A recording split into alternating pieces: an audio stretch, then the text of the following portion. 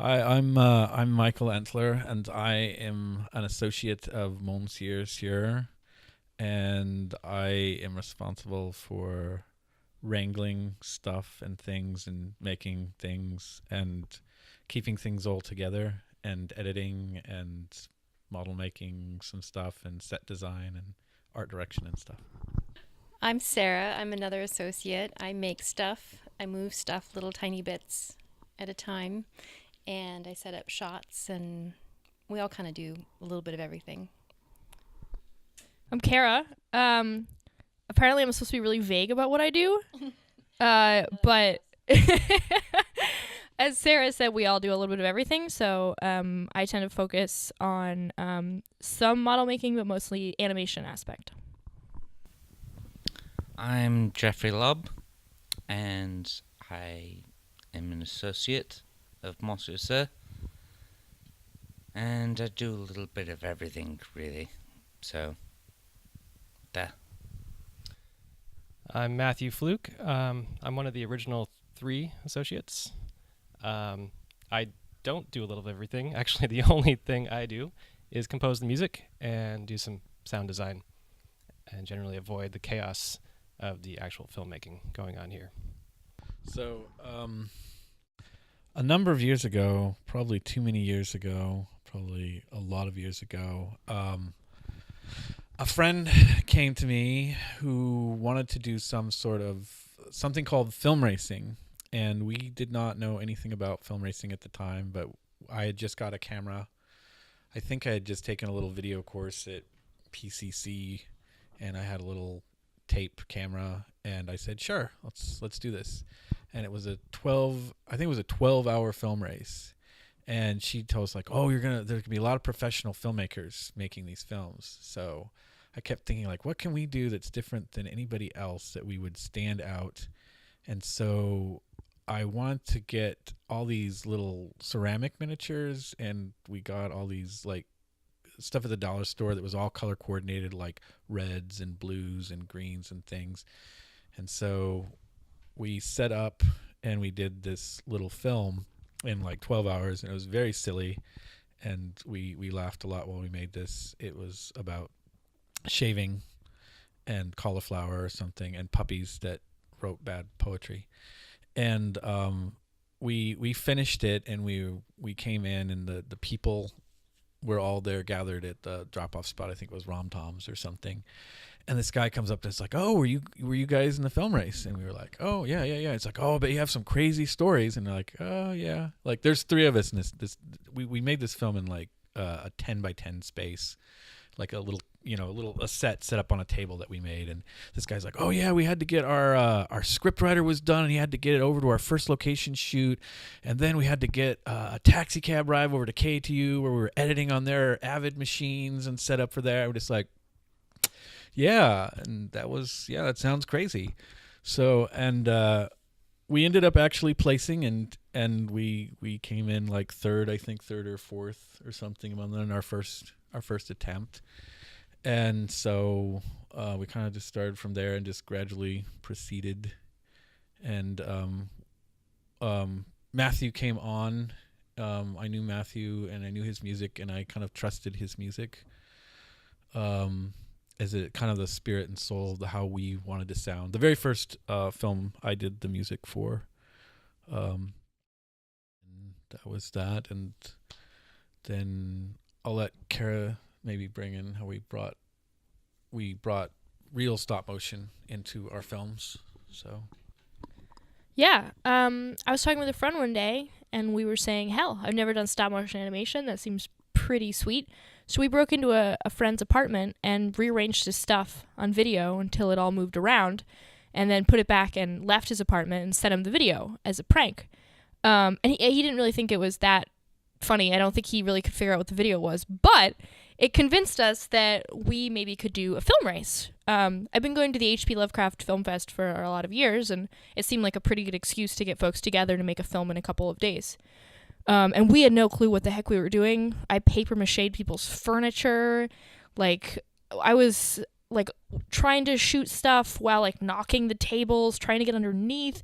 Halfway through our film, like the camera goes to the side, and the little, stop motion figures going through, and suddenly you can see this paper bag that says Crab and Wine Festival, April 19th, just up the side. So I was pretty mortified. And we submitted it late, of course. And it turned out there was only one other film. So the day it shows, they, go up on stage to do the Q&A, and the person's like, so, how many films have you done? And I was like, oh, sir, first film, never made a film. And the other guy's like, yeah, I made a fair amount of films. We actually went to Cannes this past year. Whoa. And they're like, so what camera did you use? I'm like, I borrowed my friend's camera. I was a black camera. And the other guy's like, yeah, well, we use a couple different cameras. And I was mortified. And afterwards, the other guy comes up to me and he's like, hey, actually, we usually do stop motion. I haven't seen anyone else do stop motion for a film race in town. You should work with us. And that was Michael, who actually knew what he was doing. So yeah, it was a weird story. That another friend of mine had talked me into doing the Lovecraft Film Festival, and I had never done live action piece before, and I frankly wasn't really that interested in it because it was a lot of work, and I felt like if you screwed up any aspect of it, it's just terrible. But where with miniatures and animation, you could kind of screw around, and you at least end up with something interesting. So I was really nervous about that, and he talked me into doing the Lovecraft Film Festival. We wrote the story and did it, and then like halfway through doing it, he totally convinced me to do live action, and halfway through it he had to bail, and so we were stuck doing it. And but it turned out pretty okay. We were pretty happy with it, and we won because we were the only. I didn't know this until I actually accepted the award, that we were the only valid entry. But it still felt good for like a couple seconds that I thought I'd actually, because they had a good film, and I was like, oh, that's really good, and they did real stop motion. Oh my gosh, I can't. This is so hilarious. Like normally we would try that, and they did that, and so I got really excited. So the original three that are here are Jeff, Matthew, and myself. There have been other people that have been involved. There's been several different associates that's coming in, and we kind of like to keep Monsieur Soeur kind of modular so that people can come in, work on what they want to work on, and some people have gone on to do other projects and stuff. So so that's just kind of what it just kind of set the tone of like there's actually more members than are here. So anyway. So yeah, I came on pretty early. I think Michael quickly realized he couldn't do the scores for the films and also make the film simultaneously, which sounds like a handful. So he brought me in to help out. I've been recording music in my bedroom studio for many, many years, but had never done anything film related. Definitely not a film score, but this seemed like a good entry point to do short films in a short period of time. Despite being stressful doing it in a weekend, I thought that seemed like a fun challenge to get my feet wet and learn how to work probably the opposite way of most film composers, where you're scoring blind, and because there's no film yet, there's nothing to watch, no reference point except text messages from Michael.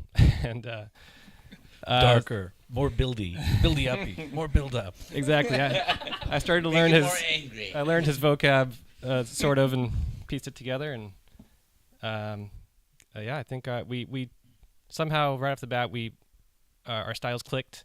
We got lucky, and I would just come up with pieces of music and send them over to see if they fit. And more often than not, they tended to fit, which was very lucky and very exciting.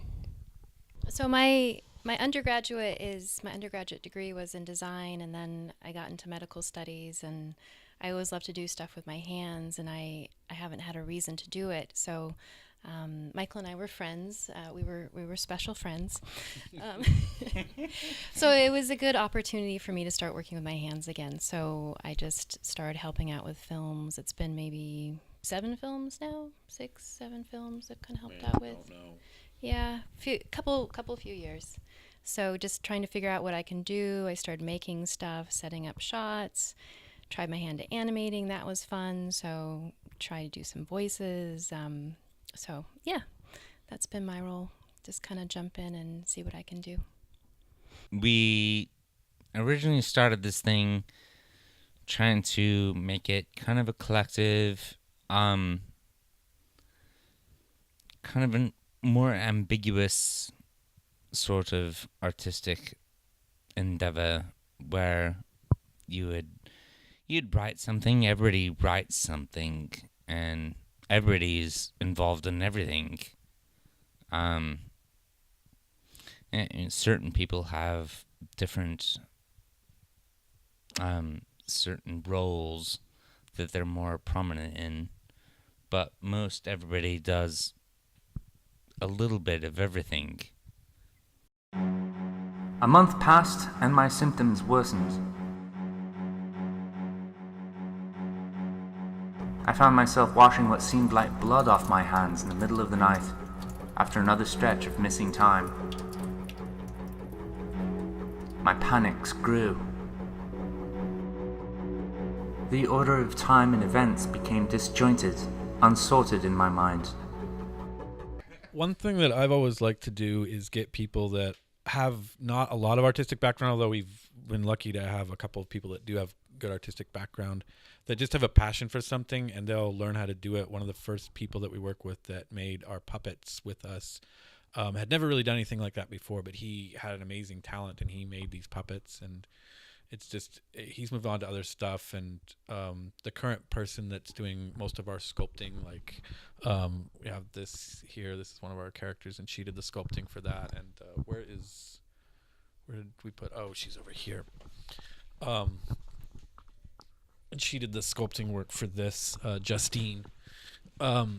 She has some artistic background, but this is like her first films. She's worked with us for 3 projects, and she used us as a resume, I guess, and got a gig working for Bent Image Labs. So she's working on a project for them. It's a short-term project, but she's amazingly talented. So Put her on your lap. yeah, I could. Could be a little So creepy. yeah, I mean, some of us do have artistic backgrounds, but a lot of us, I think, are not necessarily in filmmaking and things like that. I wasn't planning to do filmmaking stuff. It wasn't something that I had really planned on doing, but I really, wanted to explore these different artistic things. So I'm always looking for new artists and new designs, and always thinking visually. So I think, as Jeff was saying, it's kind of one of these things where we all kind of throw hats into our ideas and start wearing ideas around the place. So Once, late in the night, I woke in a foggy stupor and found myself in a hollow in the rocks facing the sea. I look out at the sea smashing against the rocks, catching sharp reflections of a fascinating moon, and think of the body, how it is tied to the lunar cycle, how the tides in my own body are shifting. My body grows thin and jagged like rocks. I find yet another wound, unremembered. and we should probably mention this because it's kind of our only claim to fame, is that we did get a film into the Cannes Film Festival in 2011. Was it in the 2011 Cannes? And the team I was working with at that time, I think they'd only worked on 2 films with me before, and so that was a huge, overwhelming experience to get. We had won a place in a regional, and then won a world competition, and we came in last, but we were still included in a screening at Cannes, and that was quite an amazing experience. And it's one of those things where it's never quite like how you experience it, and it's one of those things where it's not an instant guarantee of like, oh, suddenly everything's going to be successful. You still have to work and do stuff. And I'd like to think that we've grown quite a lot since then. And it's like only now would after I've been to a few film festivals and I've had films show at film festivals where I kind of know, oh, this is probably what I needed to know. I had no idea what I was doing. That's ironic because Cannes was my first official film festival that I'd ever been to. And where I'd had a film like shown in it, and it was, it's you're kind of working backwards now. And yeah, it was a strange experience where it was very hot and there were lots of people and it was very wacky. I think working backwards is one of our general themes. It's just our approach to pretty much everything. Yeah. And dial it back. Yeah, and we always wanted to. I think we always wanted to put more stop motion animation. It wasn't until we got dedicated animators, that people that would work on that. And so now I think with our latest film, it's, we try to be more artistically ambitious with each film and try to top ourselves. And this last one was a piece about a woman who's a atomic physicist during the beginning of the end of World War II, after Germany has fallen and Japan hasn't yet fallen. There's rumors that there's something going on with atomic research that's going to lead to something terrible, but nobody knows quite what it is. And the building of tension between the Russians and the United States. A lot of people don't realize that the United States was not really comfortable allies with the Soviet Union at that point in time. And it's not super historically accurate. It's more of a piece of a woman who's lost her son in the war and has to come to terms with kind of the horror that exists in the world, the hopelessness of it, and the cycle that we're just about to go into it again. So it's our typical sort of tragic sort of, self-deluded optimism in the face of horrible tragedy film that we do a lot. So There's usually a little bit of nature horror, I think, in our films, which often comes from Michael's brain. yeah, it's kind of weird. We have a lot of environmental themes. We're not, and certain sort of political type things that I think could be interpreted, but that's not really. I think I'm afraid of nature, and so it's not so I respect it and want to preserve it. I'm just terrified of it. So. And you've had a bunch of other successes aside from Cannes as well. A lot of our films have done very well in the last couple of years. Do you want to go through a couple of those? Yeah, we can. Some of the projects I'm really proud of the last few films that we did were ones that we had tried. We always try to do some new technique or new something in a film that we've never done before. I think people think that we've trying this technique, and you're seeing it usually for the first time. Like this last film, I'd never done ice. We figured out how to animate water by squirting like 40 bottles of clear hair gel into a pan and just try to make that work. And I made a Aurora Borealis like machine to make that up stuff. And it's not usually stuff that I've planned ahead or really tried. It's just kind of making it up on the spot. So I'm really proud of that. But we did a couple of films that were all done with paper, with all cut out of paper. And we had never done anything like that before. And so I was really happy that those movies were Haunt, which was our first all in paper. And then we did another one called Heritance. And both of those, it was the artwork that came out there, I was really proud of. I was really amazed at all the amazing work that you guys did. And so the big kind of film races, I mean, here in Portland, the biggest one is the 48-hour film race. So for those that aren't familiar, you might be able to guess this, but it's a film that you make in 48 hours. And yeah, everything's from scratch. So music, as Matthew talked about, plot, story ideas, the voice, the sounds, the shots, it's all from scratch in 48 hours. So in 2013, we won first place out of over 50 teams in Portland. Yeah. yeah. I totally forgot. Yeah. I forget about Miasma. I'm sorry. Yeah. All these lights then, are confusing me. Yeah, so we took first place out of over 50 teams. It's one of the most competitive cities in the U.S. in terms of winning. So we won the city here. And then the next year when we did paper animation, as Michael mentioned, for the first time ever, we took second place in that same race. Yes, so, second. Sorry. Second place. You ask Michael how well we've done, and he'll tell you about new artistic techniques we've tried out, which tells you a lot of wonderful things about him. Yes, there's Miasma. We took third place in the 100-hour film race last year, which is international. People all around the world do it. We took third place there. And first place every year in the HP Lovecraft. But we're undefeated in the Since HP they've Lovecraft Under the Gun. So And- bring it. We're ready for you. And there have been more competitors than just the one. So, since the first year. Yeah, since then it is. I don't win by default. There were 3 whole films this year in that race. So It's really crushing in film racing where you build up to this stuff and then one thing can just totally deflate your tires. For us, a lot of times we've been fighting sound, and sound is one of those things that it took us a long time where it was just we loved the music so much, and the music would overpower, and the dialogue, we had problems with that.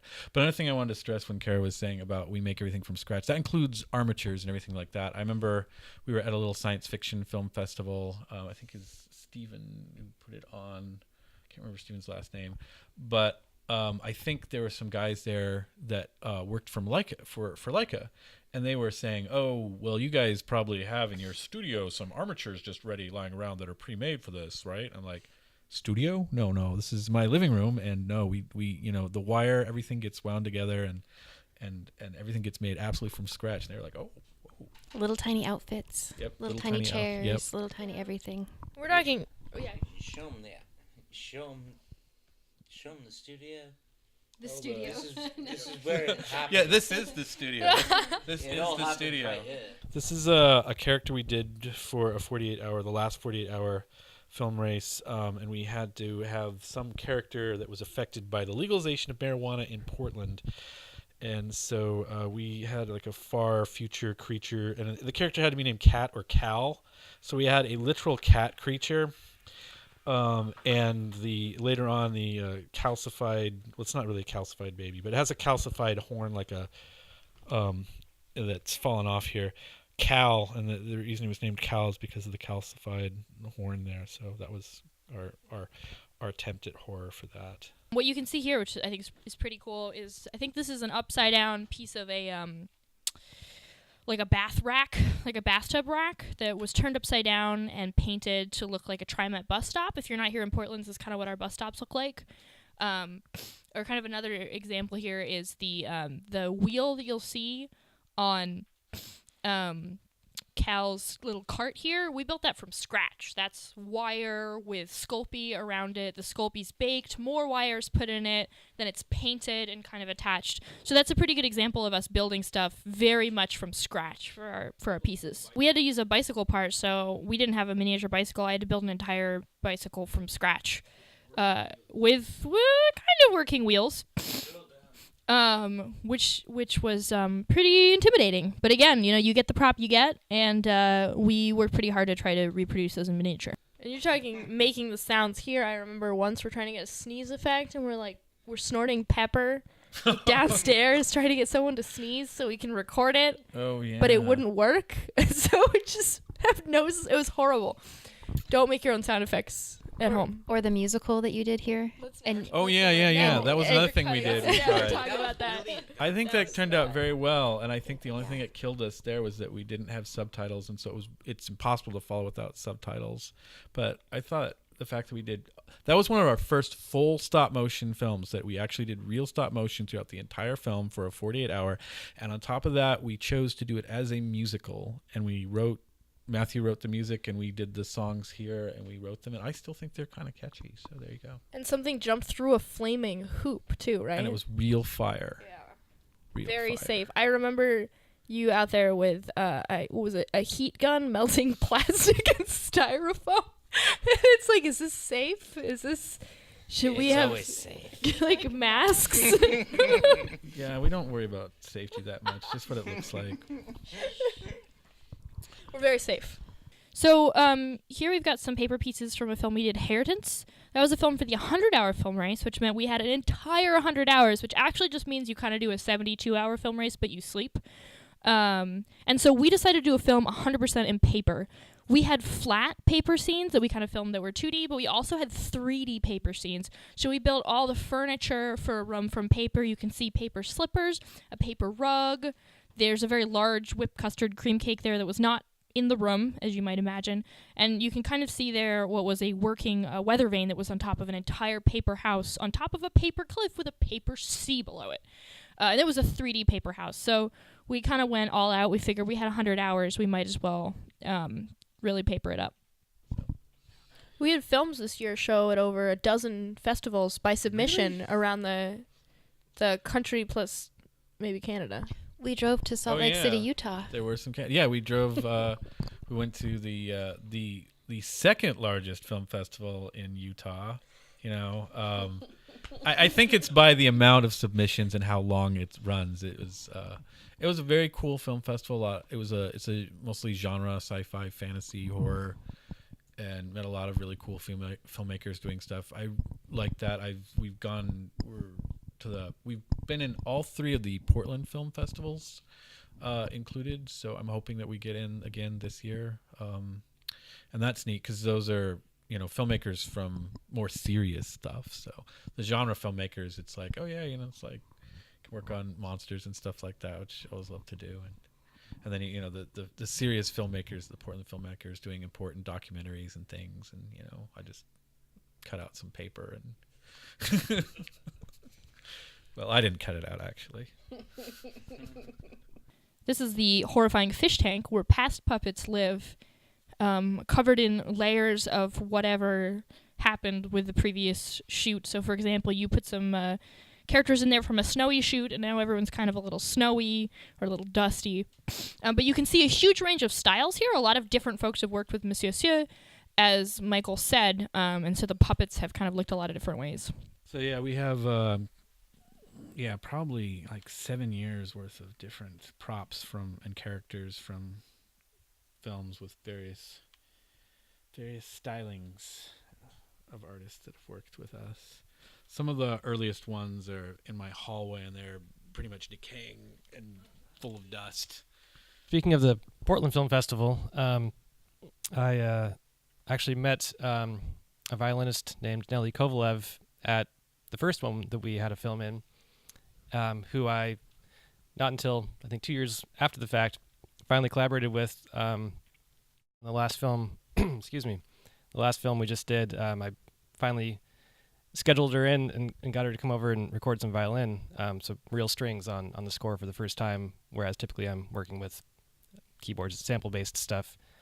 So that was a huge, I think a really cool element to bring to it, not just having everything in an electronic realm, which we kind of typically have to do because of how fast-paced it is. It's really difficult to schedule and coordinate with real musicians and record real instruments. So I managed to make it happen, got her over for one session and recorded some beautiful violin parts and layered them and made it feel like kind of an orchestral score for at least part of the film, which was, really, really exciting.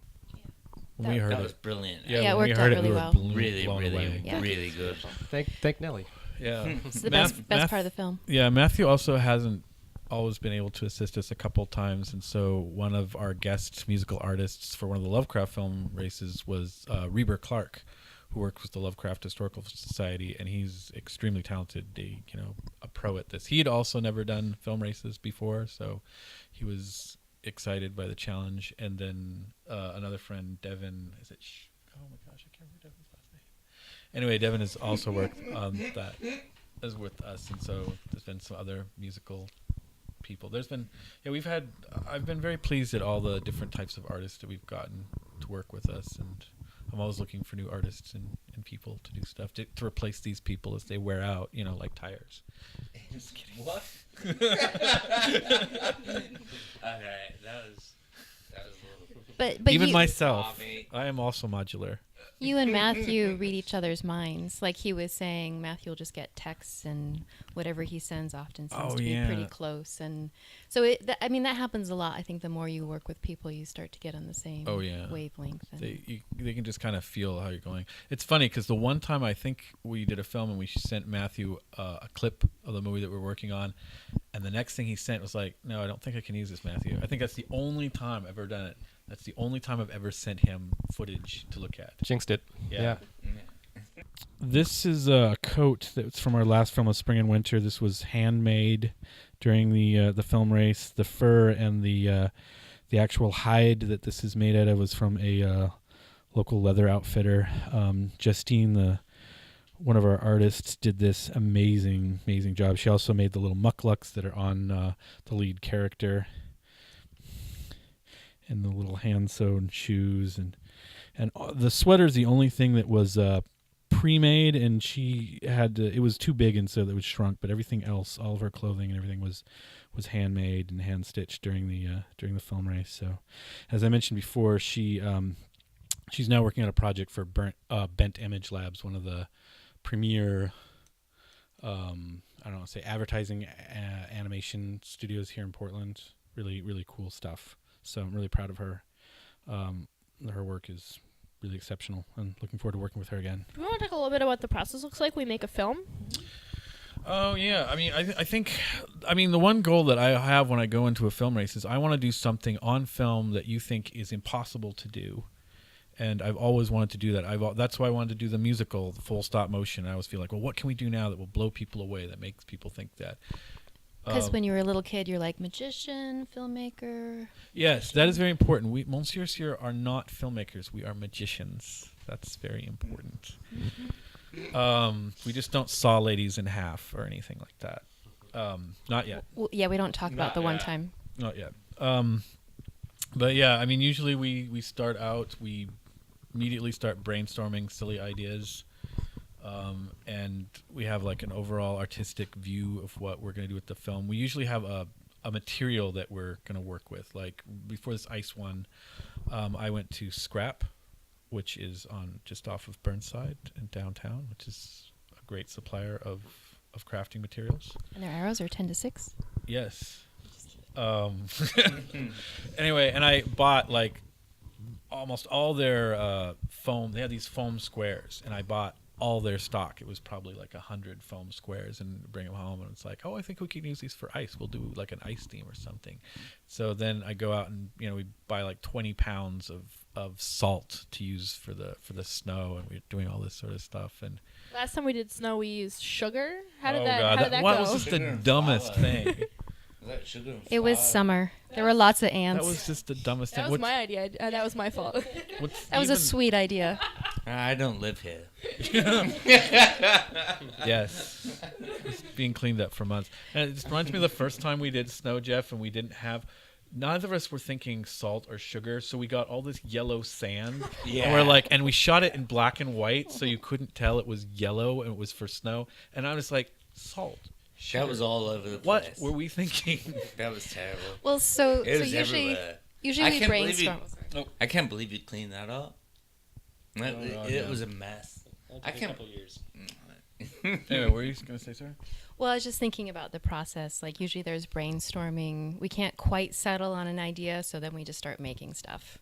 So it's like there's sort of a really general framework of the story, and then we start building things that will fit, and then it all kind of develops together because we only have 48 hours, so we have to start building and talking and doing it all at once. And then we do a lot of magic that we can't talk about. Yeah. Well, But so then it's the just- magic is, people will divide up, start building different set pieces, different puppets, and then you'll bring them over to where the set is, and Michael will have taken trash and arranged it into an incredible set that shows like a huge expanse. I mean, I think a lot of the films don't even fully capture how much it actually can be filmed just as a large expanse. And I think Michael's like amazing trash eye to environmental landscape it blows me away every time. I'm totally serious. Michael has a lot of the bigger visions, and then we'll often fill in the details, make the very detailed people and objects. But yeah, he's sort of the visionary. Yeah, I've been happy with... I can go through each team member here and say like all the amazing things that each one of them done that blow me away. Because I usually will have like, I'll paint with a very broad stroke and be like, okay, it needs to be like this, and then they'll actually go in and fill in all the details. And I'm just always blown away because I am never, thankfully, never having to be responsible for all the little details. I can say, oh, I think it should look like this, and then I run away. Michael's special technique is to make a very messy version of what he wants, so we feel better about our capacity. Yes. So he's like, oh, I can do way better than that. He's like, great. And he runs away. Yeah, I remember It's one a of the... Charlie Chaplin kind of way of doing things. Like Charlie Chaplin, when he would make a film, he would go in there with a very rough idea of what he was going to do, and then just make it up as he went into it. And that's how he did all of his films. And they're like, well, what's the script? And he was like, I don't know, I'm going to do something with, I'm going to fall down a lot. Just give me enough film and I'll do it. These are some sets and characters from Miasma, the 48-hour film that we were kind of talking about that took place in a wintry landscape on top of a frozen lake. Yeah, we love lakes. We have at least 2 other film projects that may or may not involve lakes. And like monsters. Yes. Because nature is out to get you. I think we did try to do some storyboarding for one film, and that just went out the window really quickly. We realized, especially with a 48-hour race, it's obviously very difficult to pre-plan anything. Yeah, things are constantly changing, and not everyone always gets the word on what's changed, and we just kind of make it work. Don't go to sleep. Don't ever sleep. Don't sleep. Like, yeah, you probably shouldn't sleep because it's a film race and you have to make a film really fast. But also, if you go to sleep, you're going to wake up and Michael's going to be like, I got a new idea. I got a new idea. You're like, no. Everything's changed now. No. This is now a circus. Why did I This sleep? has happened. We all went to bed. It was a completely different movie when we woke up. No. These are my nightmares. This is the station where our main character lived in our last film, and who would think it would be so hard to make a dome? It started with wire and paper mache and many hours fighting a dome shape later. This is what we came up with. It looked better a few months ago.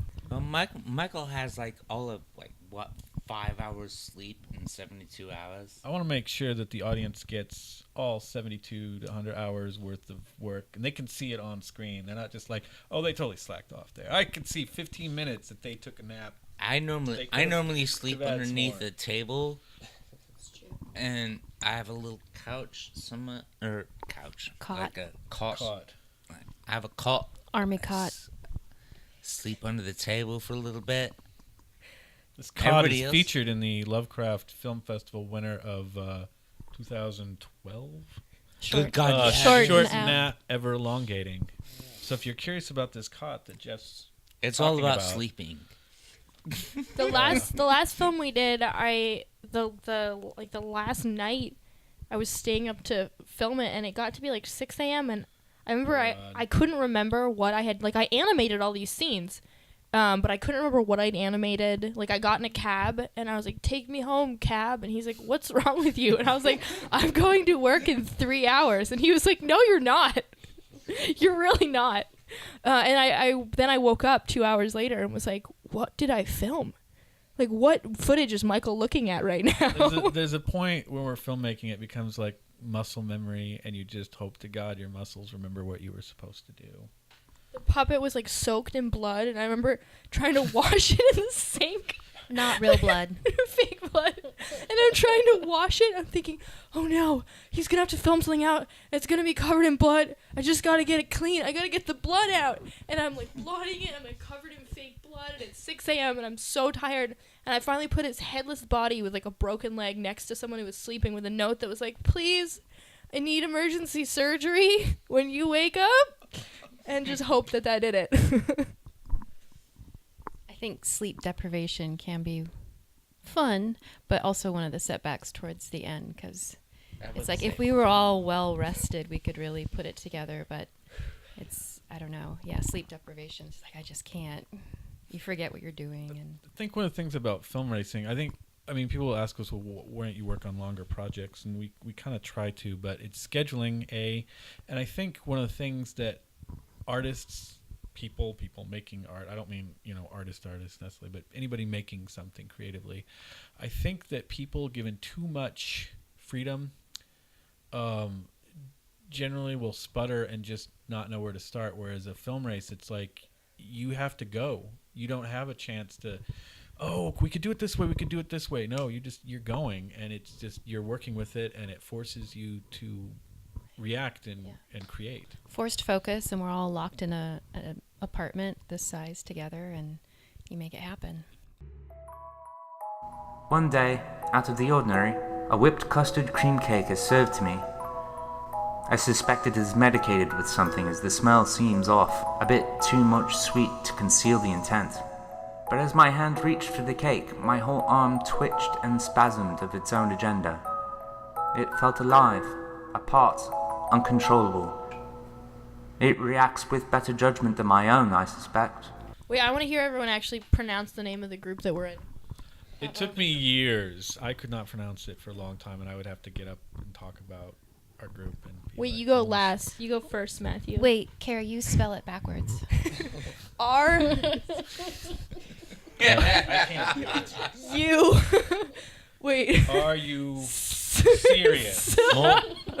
Monsieur Soeur. Spelling it forwards was a challenge, I think, for us for a while. I think we had a couple typos here and there. Yes. But I pronounce it Monsieur Soeur. Monsieur Soeur. Not that. My bad. You know French. You know French. You say Mon it. petit. Monsieur Soeur. Monsieur Soeur. Wait.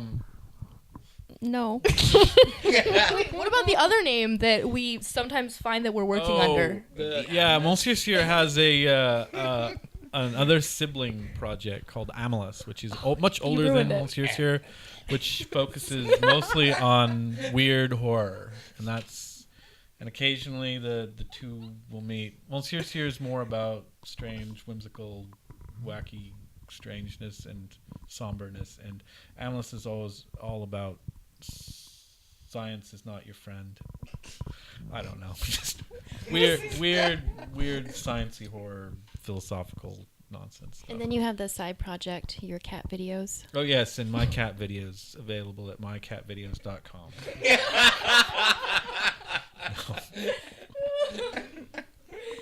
No, but it's great. None of us are very good at social media. I mean, I understand how it works. I've looked at stuff. Kara's really good. And then I. Sorry. If you go to our Facebook page, Yeah, it happens to be full of cool behind-the-scenes photos with interesting descriptions of how we made the things. And then on Monsieur top of Soeur. that, I named us Monsieur Soeur, or Jeff and I named us Monsieur Soeur, which is, almost impossible for people to spell or remember.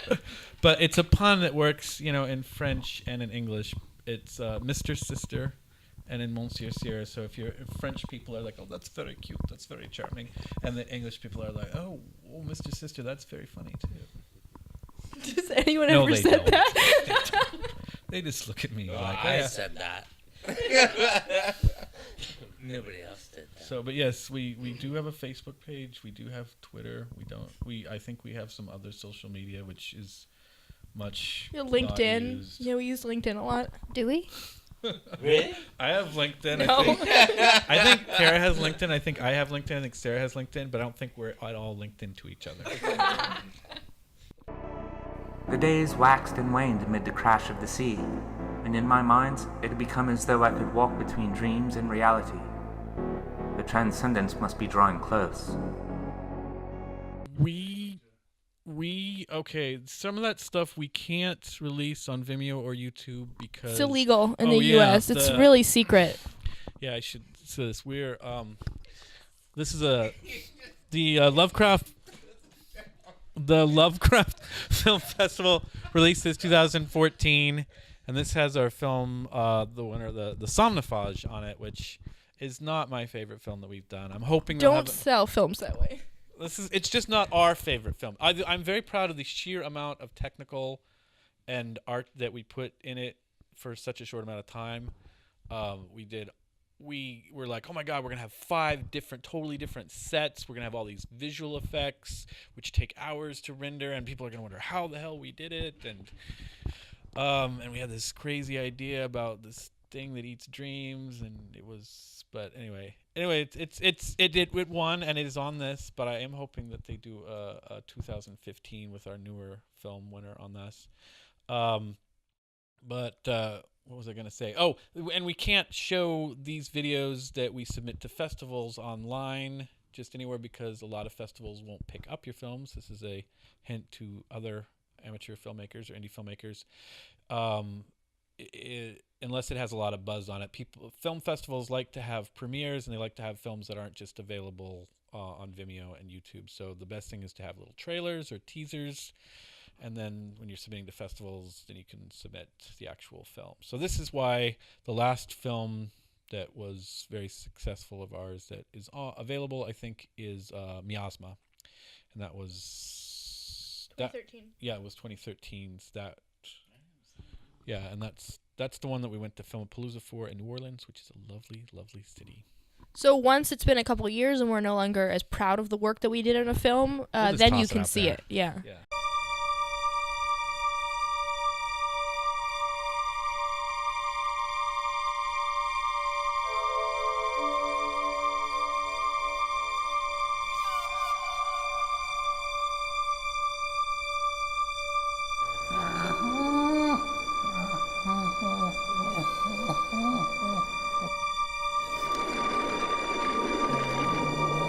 I think one of the things that film racing's really taught me is that it's okay to make something you're not 100% proud of. Like with Miasma, for example, at that point in time, for the films I'd worked on, that was by far our best film. And when we finished Miasma, I went home and I laid in my bed and I cried.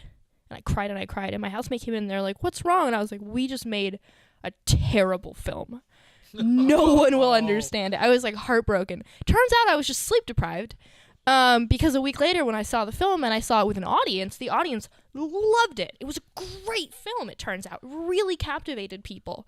And I came to absolutely adore the film. But that was the one that really taught me, like, film racing, it's okay to, at the end of the day, be like, I made this in 2 days, I made this in 3 days, it's not perfect. I'm proud that we did it in this time. It kind of helps you accept that some aspect of your art is going to be failure. And then allow yourself to experience it through the audience who doesn't know what was possible. They only know what you made. Yeah, and that can work the other way. There are times at the end of the film race I think, damn, we just did something awesome. And then when we go to see it, it's like, and then it's just a cringe. It's just like a solid wall of cringe. And it's just, and yeah, it's really rough. So I think, you know, every film we try to learn, we try to polish, we try to target some aspect that we're lax on and get better every time. The tree had grown thick and clingy round it over time. Tin suggested instead of a race of endurance, we should race to the tree. Her swiftness wagered against my stamina. I'm currently polishing up our last movie, A Spring Before Winter. We'll be re-recording the vocals of that and remixing the sound for that. I have another live action project which is just taking forever because it's a scheduling thing, and when you kind of have to fit in and people have jobs and lives, and then they get rudely married or have babies, and it's just you know, you can't reason priority into these people, so it's just, you know. So yeah, those are kind of weird sort of horror. I described I have a film I'm working on called Woodland Prince, which I kind of described as David Cronenberg meets E.T., but it's not really like that at all. It's that. We have a bunch of story ideas, and we're probably gonna parse through them and pick something and work on that, and then probably prepare for our next film race. I think isn't the next 48 hour like in May or something? Oh, August, that's right.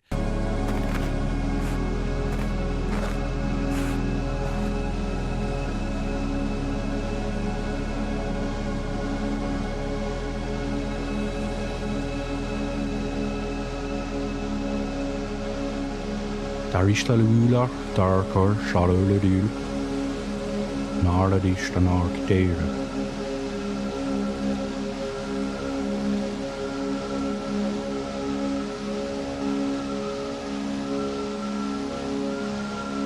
Barsta Lila Schlar, Icar von Delusion. Narsta, Arla Shoe, Ard, Lord, Dorkers, Darsta Lila Shol, Ballet Dilshada.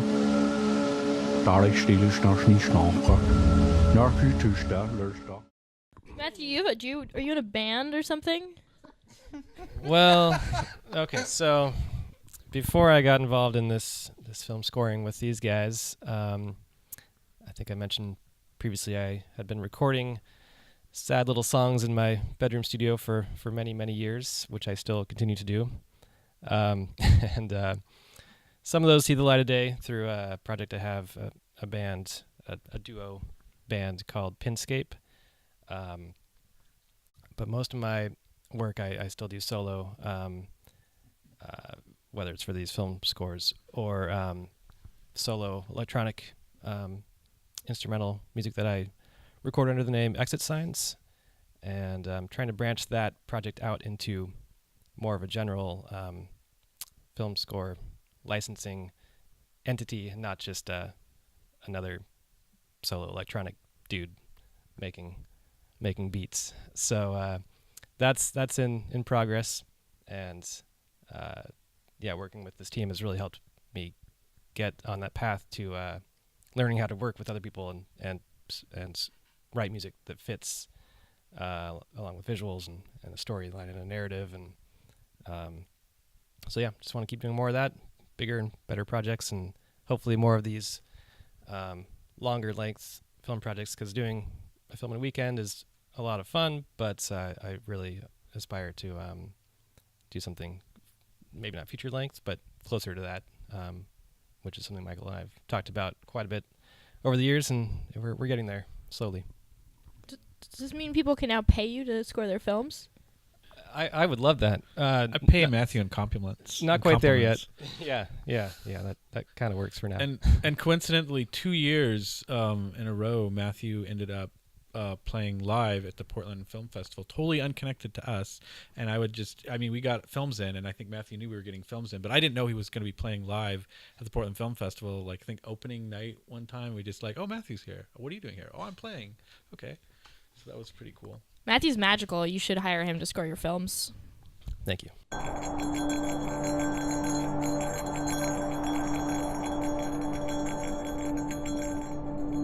Why would anyone be that eagerly drawn to that which would surely destroy them?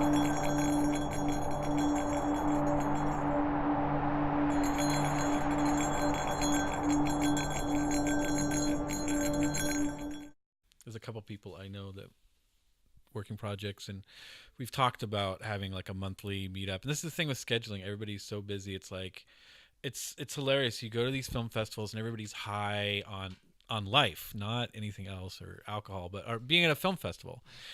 And everybody's enjoying this, and we're there at this film festival. It's great. And you talk to all these filmmakers, get really excited, and then you plan to do stuff, and it just peters off. And it's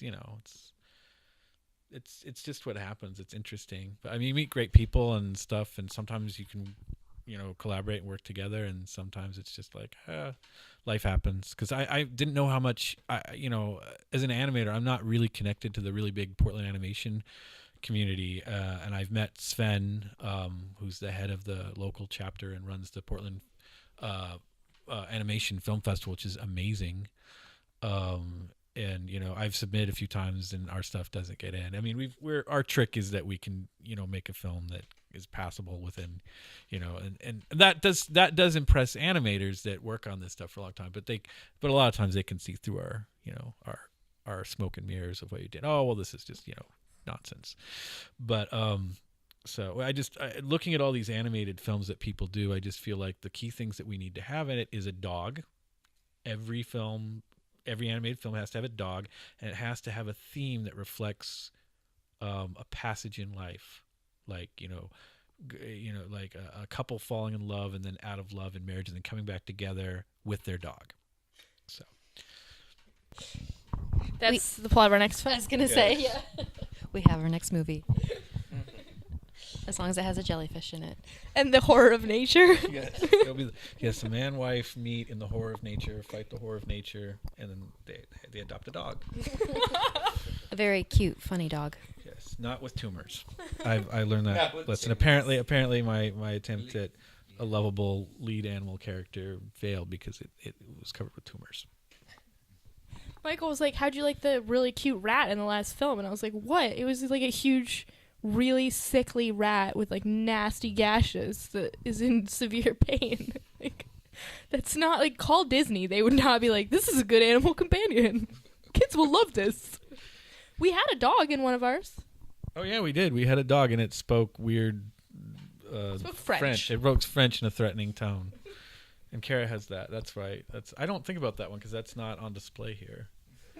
The outcome is a dance of equilibriums until one of the forces relents or a stasis is met. I chart the hills and valleys here and think of the strange geologies that reside miles deep beneath our feet, unseen and unconsidered by most as we scurry over the crust. Occasionally, a fault, crack, or fissure may form in the crust that bridges that arcane chemistry. These faults have the potential of collecting waters to fuel those strange reactions. Do we want to wrap up with a couple, you have any goofy stories? Extreme danger? I've fallen and nearly broke my arm or something one of the last film races. That was fun. Right at the beginning, it was like, oh, show's over, because I slipped on some poles on the dangerous steps outside. Lots of hot glue gun incidents. Oh yeah. Oh gosh. Sharp knives. Actual fire. I don't remember that. Was I sleeping? Only on set. We've had a couple of the cliche races to the drop-off point to get a film in at the last second. I remember the last one I drove Michael to. We were trying to get the final render to work, and the audio wasn't syncing properly. And Oh just gosh, yeah. a panic at the end. We had a couple hours left. And, of course, each render takes a couple hours. And it was a little scary, but we got there just in time. Had to drive across town, and yeah, a little dicey. Yeah, that's what usually happens. This pattern happens where we're getting toward the last like 6 or 8 hours, and I'm starting to relax and thinking like, I've never turned in a film late. I've always done this, and you feel okay. And then some crazy thing will happen in the last 4 hours that puts everything at jeopardy, and it's just like nail biting and just at high levels of adrenaline and just. But I think there was one film race that we're just like, we dropped it off. We were the first people to drop it off, and it was like, it's chill. You know when you're watching sci-fi movies and it's supposed to be a tension point and they're like, oh no, the automatic like fluxer defibrillator is broken. What will we do? And it's clearly like a made up problem and it can just get fixed whenever. And because you don't understand it, it's just technobabble. That's how it feels. You'll be like, yeah, we're doing great. And Michael will run out and be like, the rendering defibrillator. It's 2 hours too yellow. What do we do? And it's like, I don't know what you're saying, but I hope it gets fixed before the drop-off time, and then you just kind of hold your breath. It feels like watching those sci-fi movies. Math. There's something wrong with the math. I need to go back to Looked the at writer's this for table. Many hours, and besides, it's the math. I'm the appointed fast driver to the drop-off because I lived in California, but we don't talk about that. Yeah. Because I might get kicked out of Oregon. I've learned that when you drive to a film race, we Oregon drivers are far too polite. No, you go. I have a film race to go, but no, you go right there. Yeah. Speaking of which, the last 48 hours when we dropped our film off, they were like, okay, here's your free joint. Oh, yeah. And we were like, what? And they were like, here you go. It's a gift. Oh, yeah. It was sponsored by... What happened to that? I don't know. It went up in smoke. Yeah, the last 48 hour, and I kind of complain about this because I felt like it kind of limited, not in a good way, our creativity, but that they made us include some reference to marijuana. Not that we are against marijuana or its responsible usage by responsible adults. Babies. And responsible adults that want to make their children use, I don't know. But it was a little bit frustrating to do that. So I hope they come up with something a little bit. Because I'm always, like, before the film, I'm thinking, we're going to do this really artful, like, subtle, emotional, like, thing. And then they'll come up with, like, fart noises. You have to include fart noises, Now I must ascend. I throw my rope down and I make my way along the rugged, chewed-up, weathered, and worn way.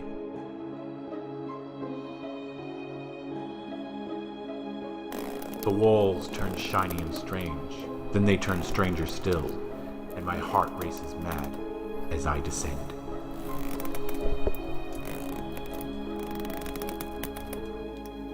So anyway, as we're trying to recommend, there's a lot of really great Portland talent, and we'd love to work with more great Portland talent, especially people that can commit to schedules. Or just one weekend. Yeah, yes, one weekend will work too. Commitment. Yeah. Oh yeah. One of the things that was really exciting for this last film race, we got to work with. She works in the armature division of Leica, and she assisted us, gave us a bunch of pointers. We taught her a few things too about how to do things when you don't do them the right way. How to do things wrong. Yes, we taught her how to do things the wrong way when you So yeah, she gave us a bunch of these ideas, and I had to stop her. And it's like, no. Imagine that Leica has to make their film, but all you can do is pick things out of the dollar store. So anytime you're getting a material or think, can I get that for $1 at the dollar store? So yeah, I'm very proud of that. That's one thing I used to tell people, that I got a film into the Cannes Film Festival with everything that was bought out of the dollar store. So there you go. So no excuses. Once, In the village of Kupanda, there lived a race known as the Arabusto. It wasn't the cool kind of race, you know, like NASCAR, but the type of race that's just a bunch of dudes from the same evolutionary ancestor. The Arabusto were little plant dudes who had figured out a way to harness the energy of the sun, you know, 'cause they're plants. And they were content and lived in peace, at least half the day. Then the sun would disappear, plunging the Arabusto into darkness and in despair, until it reappeared the following day. The Arabusto believed a rival race was stealing their energy, as was evident by the taunting lights visible twinkling over the distant hillside at night. Cut him loose, he's drinking juice. Pretty sure that he's out of his fucking mind.